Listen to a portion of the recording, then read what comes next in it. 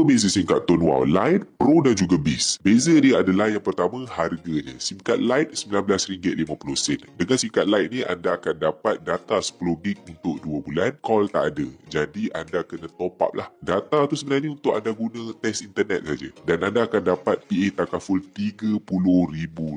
Jadi itulah harga RM19.50 yang anda bayar. Kalau anda nak lagi jimat, ambil SIM card Pro. SIM card Pro RM49.50. Kata lagi jimat.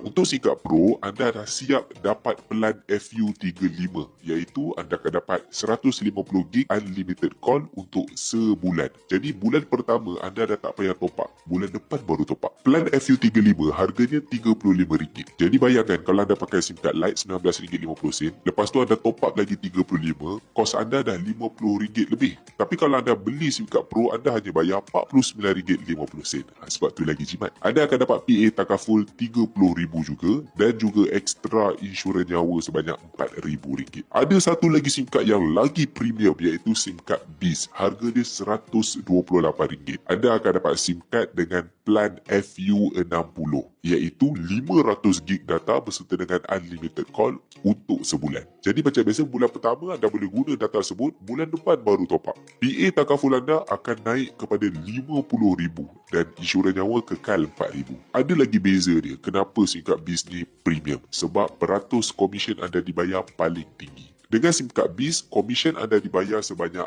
26%.